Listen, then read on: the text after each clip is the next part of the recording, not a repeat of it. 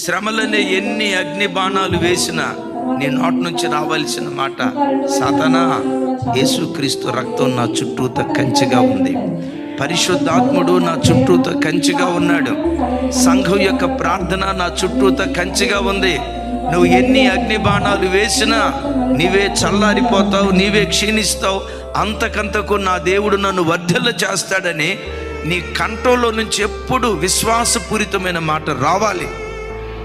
ఆ మాట వస్తే శత్రువు ఎన్ని అగ్ని బాణాలు వేసినా అగ్ని బాణాలన్నిటినీ చల్లార్చే శక్తి విశ్వాసపు వాక్కులో తాగుంది. చప్పలు కొడుతూ దేవునికి స్తోత్రాలు చెప్దాం.